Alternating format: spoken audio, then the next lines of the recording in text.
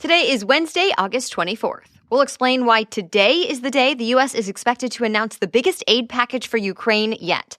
And we have updates about two police cases that sparked nationwide protests in recent years. In one, the first police officer has been convicted. In the other, all charges have been dropped. Plus, what a new study found about exercise and the likelihood of getting COVID-19. Why a former Twitter security official says he couldn't stay silent about what's really been going on. And have you heard of quiet quitting?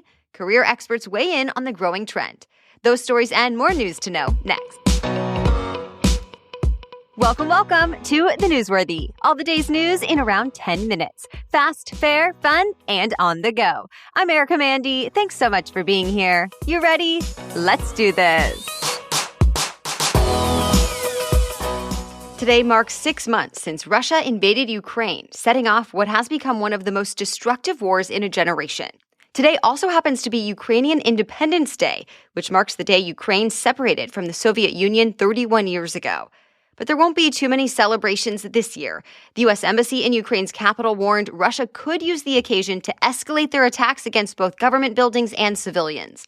So officials say any Americans in Ukraine need to leave right away. On top of that, some Ukrainian cities are enforcing curfews, encouraging people to stay home. And in Ukraine's capital, there's a ban on big gatherings this week. Meanwhile, the U.S. is expected to use today's occasion to announce a huge new aid package for Ukraine. News outlets like the AP and Reuters cite U.S. officials who say the next round of American assistance will be worth $3 billion. That will be the largest security package the U.S. has handed Ukraine so far. And instead of just focusing on Ukraine's immediate needs, the money will reportedly be used to train and equip Ukrainian troops for years to come. Another top federal official confirms it. The records former President Trump had at his home included some of the most highly classified secrets in the U.S. government. The National Archives posted a letter sent to Trump's lawyers earlier this year before the FBI raid at Mar-a-Lago. It said Trump took more than 700 pages of classified documents that the government knew about at the time, and some were related to covert intelligence operations. Trump's team handed over all 700-plus pages willingly back in January. Then even more were collected in June, on top of the ones the FBI seized from Mar-a-Lago earlier this month. But even after just the January collection, the letter said there was a lot of concern in the Justice Department as officials started to realize how serious the documents were. Separately, former President Trump is asking a federal judge to appoint a so-called special master to go through documents seized from Mar-a-Lago earlier this month to weed out anything that might be protected by executive privilege. Since then, the federal judge asked Trump's lawyers to better explain the legal basis for their lawsuit and exactly what they want out of it. In the past, at least, Trump has said he wants the documents returned to him, and he calls the whole investigation a political witch hunt. To be continued. 2 white police officers charged with killing a 27-year-old black man are now out of the woods. Prosecutors decided to drop all the charges against them, including the one for felony murder. This all goes back to an incident that sparked violent protests a couple of years ago. The 2 officers were trying to arrest a black man named Rayshard Brooks when he grabbed one of the officers' tasers and ran away.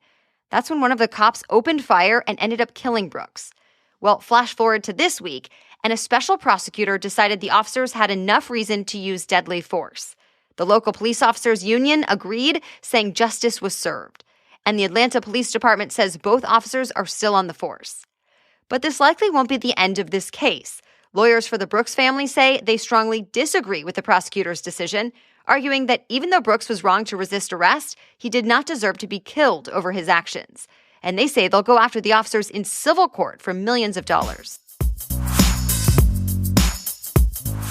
Now to a new development in another high-profile case that sparked nationwide protests about police and racial justice.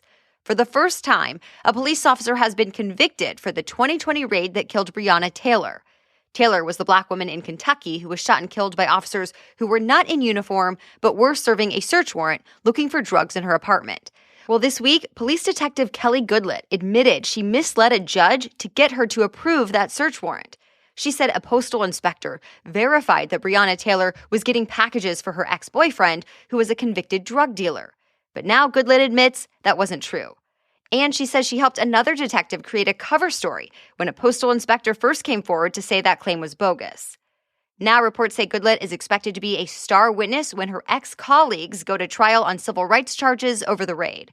They could get up to life in prison. Goodlet faces up to 5 years in prison, but experts following her case say it will likely be much less, especially if she does testify against the other officers. Stay tuned. There could be a new updated COVID-19 booster shot available right after Labor Day. Several new reports cite sources who say the FDA plans to give the okay right around the holiday weekend next month, and the CDC could sign off shortly after. Federal officials apparently want to get these boosters out ASAP to lower the number of deaths from the disease and get ahead of an expected winter surge. Moderna is asking the FDA to authorize its updated booster for all adults, and Pfizer hopes to get the green light for people 12 and up. Remember, these are boosters that would target not only the original strain of COVID-19, but also the Omicron subvariants now widely circulating. All right, we have more news still ahead, but first, a quick break for our sponsor. You almost never hear great business leaders say they did everything on their own. And there's a reason for that. Great businesses have great teams. And to build a great team, you need Indeed. Indeed is the hiring platform where you can attract, interview, and hire all in one place. Indeed lets you find great talent faster through time-saving tools like Indeed Instant Match, assessments, and virtual interviews. Instead of spending hours on multiple job sites searching for candidates with the right skills, Indeed's a powerful hiring partner that can help you do it all. I love when a platform makes things easy by providing everything you need in one place. Like Indeed assessments help take the stress out of the interview process. Your candidates get to prove themselves before you even interview them. So start hiring now with a $75 sponsored job credit to upgrade your job post at Indeed.com/newsworthy. Offer good for a limited time. Claim your $75 credit now at Indeed.com/newsworthy. Indeed.com/newsworthy. Terms and conditions apply. Need to hire? You need Indeed. Some new research found working out a bit every day may lower your risk of getting COVID-19. The new study in the British Journal of Sports Medicine found just 20 minutes of daily moderate or intense exercise may give you a little protection from getting the virus. Or if you do get infected, these researchers say a daily workout may help prevent you from getting severely sick. Specifically, they found people who worked out regularly had an 11% lower risk of catching the virus, a 36% lower likelihood of being hospitalized with COVID-19, and a 43% lower chance of dying from the disease. Still, researchers do caution each study they used to come up with this newest data had different methods and only focused on the beta and delta variants, not Omicron or its now dominant subvariants. It's a record high. New data shows more young adults used marijuana and hallucinogens in 2021 than ever before. This data is based on part of the government's annual survey about drug use among Americans. It found that daily marijuana use among people ages 19 to 30 jumped up nearly 50% over the past year and nearly doubled over the past 10 years. Overall, fewer young adults use hallucinogens like LSD and psychedelic mushrooms than they do marijuana, but they've gotten more popular in recent years too. Last year, about 8% said they've used these, compared to just 3% a decade ago. Nicotine vaping and alcohol use also continued to climb last year after a brief pause in 2020. That said, cigarette and opioid use in this age group dropped last year, and that at least continues a trend public health experts are happy to see. A man who once worked as the head of security at Twitter is now a whistleblower, telling the federal government there are big security problems at the company that could threaten not only Twitter users, but also national security and democracy. Peter Zatko notified Congress and federal agencies about all of this last month. And this week, The Washington Post and CNN got a hold of this report. It says Twitter lets too many of its staff access the site's most sensitive information without adequate oversight. It also says at least one current Twitter employee may be working for a foreign intelligence service, and that some of the company's most senior executives have been trying to cover up Twitter's vulnerabilities that could open the door to foreign hacking or disinformation campaigns. Oh, and he backed up what billionaire Elon Musk has been saying, that Twitter executives don't know the true number of bots on the platform. Twitter fired Zatko earlier this year, saying he had poor performance. But Zatko thinks he was fired in retaliation for sounding the alarm about the security problems. So he's now taking his concerns to the higher-ups. In response to this whistleblower report, Twitter told CNN Zatko is just trying to hurt the company, that his report is not all accurate and lacks important context. Either way, both Democrats and Republicans on the Senate Intelligence Committee are promising an investigation. Africa's tallest mountain, Mount Kilimanjaro, now has Wi-Fi.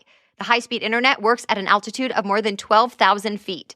Tanzania's government installed it and hopes to expand coverage to the summit at more than 19,000 feet by the end of this year. It's meant to help with both tourism and safety. Climbers can now use Wi-Fi to navigate the mountain and be tracked in real time.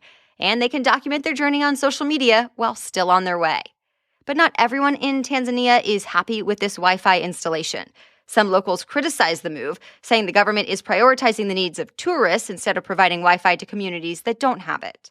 By the way, Mount Kilimanjaro is not the first mountain to get Wi-Fi. Mount Everest in Nepal has had internet since 2013.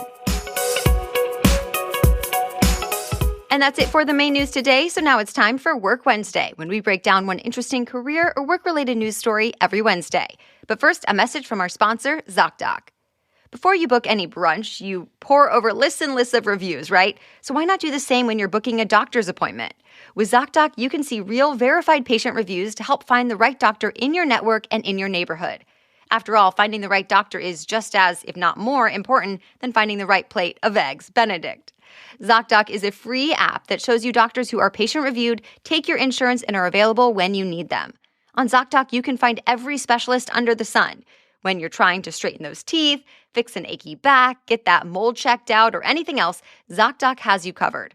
Go to ZocDoc.com, find the doctor that is right for you, and book an appointment, in person or remotely, that works for your schedule. Go to ZocDoc.com/newsworthy and download the ZocDoc app for free. Then start your search for a top-rated doctor today. Many are available within 24 hours. That's ZocDoc, ZocDoc.com/newsworthy. ZocDoc.com/newsworthy. Okay, now back to Work Wednesday. Today, we are talking about a trend called quiet quitting. It's a term making the rounds on social media like TikTok and LinkedIn. It has slightly different meanings depending on who you ask, but everyone agrees it doesn't mean people are actually quitting their jobs. Instead, some experts say it means getting the job done, but doing the bare minimum. Others say it refers to not taking a job too seriously and instead focusing on work-life balance. And others put it this way: workers are only doing what they're getting compensated for and nothing extra. Well, that trending concept is backed up by some data. A Gallup survey found the percentage of engaged workers fell in 2021 for the first time in more than a decade. But career experts say you might want to think twice before taking part in so-called quiet quitting. If companies have to make cuts, workers who do the bare minimum would likely be the first to be let go. On the other hand, work-life balance can be important to avoid burnout. So really, experts say a disengaged employee could be a sign to both the employer and the worker that it's time for an open, candid conversation about the work environment and job expectations.